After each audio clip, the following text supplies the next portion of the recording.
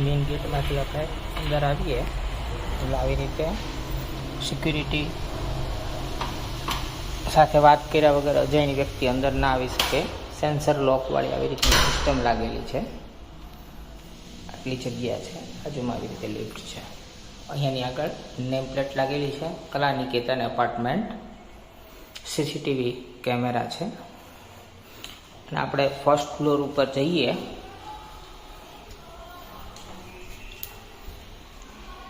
એટલે 101 નંબરનો ફ્લેટ કે જે લિફ્ટની એક્ઝેક્ટ બાજુમાં આવેલો છે. એક ફ્લોર ઉપર 4 ફ્લેટ છે, 2 એ બાજુ 2 આ બાજુ. 101 સેફ્ટી ડોર, પછી મેઇન ડોર. અંદર જઈએ છીએ એટલે ડાબા ઉપર એક બેડરૂમ આપેલો છે અને એક્ઝેક્ટ એની બાજુમાં ટોયલેટ બાથ છે.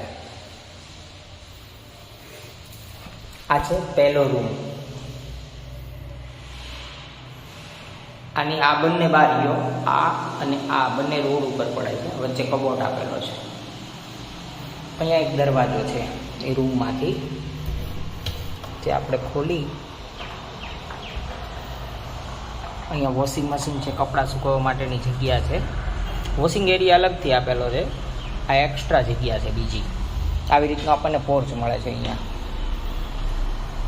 આ બાજુની સાઈડમાં આપણો હોલ આવે, એ હું હમણાં અંદરથી તમને બતાવું. આ વોશિંગ એરિયા છે આપણો. પાછા આપણે રૂમમાં આવ્યા. રૂમમાં ત્યાં બહાર નીકળીએ એટલે આ એન્ટ્રી કરી આપણે એ છે અને આ સીધો જ આપણો હોલ ચાલુ થઈ ગયો. જો ફૂલ વિન્ડો આપેલી છે જે રોડની બાજુ પડે છે, એટલે હવા ઉજાસની દૃષ્ટિએ કશું ઘટે નહીં આપણને. આ ડાઇનિંગ સ્પેસ આપેલી છે.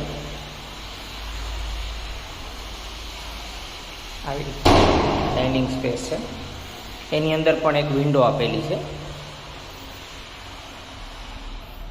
આપણી એમ્યુનિટીઝ છે ફ્લેટની. આપણું કિચન છે. કિચનમાં નીચે ખાના છે. ચીમની માટેનો હોલ આપેલો છે. ગેસની લાઈન છે. પાણીની સગવડતા છે. આ સાઈડ સર્વિસ પ્લેટફોર્મ આપેલું છે. ઉપર આવી રીતના કબોર્ડ છે. બાજુમાં સ્ટોર રૂમ છે. એ પણ અંદર ગ્રેનાઇટના પથ્થર મૂકેલા છે. નીચેની સાઈડ જગ્યા છે. સફિશિયન્ટ છે તમારા ઘઉંના બેરલથી માંડીને રસોડાની ઘરવખરી મૂકવા માટે. આ વોશિંગ એરિયા આપેલો છે બહારની સાઈડ. જે મેં ઓલી સાઈડથી તમને બતાવ્યું હતું, આ એક પોર્ચ લાગુ પડી જાય બાજુમાં. અને આ વોશિંગ છે આપણું.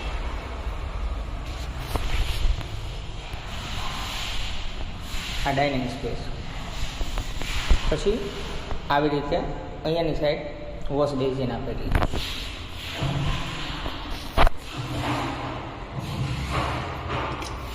વોશ બેઝિનની એક્ઝેક્ટ સામે એક રૂમ પડે છે, એક રૂમ બાજુમાં પડે છે. અહીંયા આવી રીતના 2 રૂમ છે. આ રૂમ હશે લગભગ 11 બાય 12ની સાઇઝ હશે અંદાજિત. એપ્રોક્સિમેટલી કહું છું, મેં મેજર નહીં કર્યું, પણ ખાસો મોટો છે રૂમ. એટેચ બાથરૂમ આપેલું છે અહીંયા. એટેચ બાથરૂમ છે વિથ બેઝિન.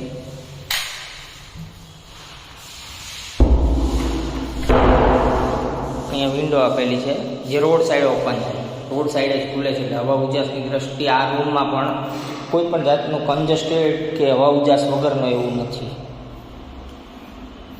હવે આપીએ માસ્ટર બેડરૂમ. આની અંદર પણ અહીંયા એક બારી છે જે રોડ ઉપર પડે છે. આ બાજુની સાઈડમાં પણ એક બારી છે, એ પણ રોડ ઉપર પડે છે.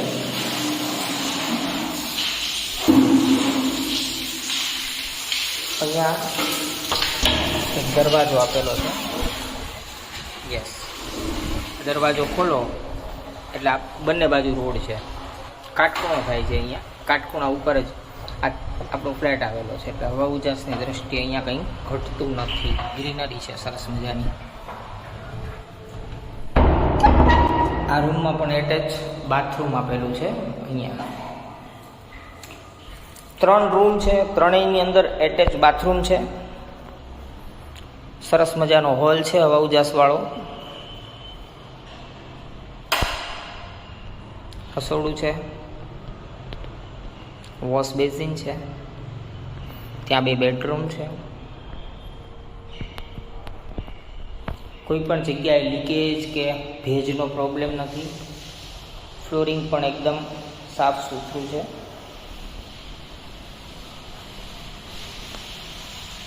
દરેક રૂમમાં પંખા, લાઇટ્સ લાગેલી છે,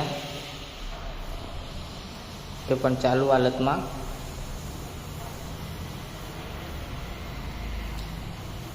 બહારની સાઈડથી જ્યાંથી આપણે એન્ટર થયા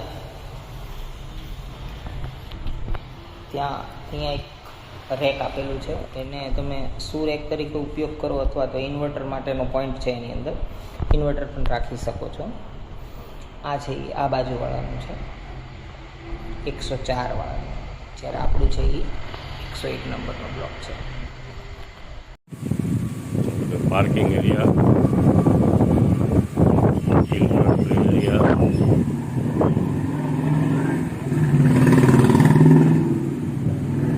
મેન રોડ,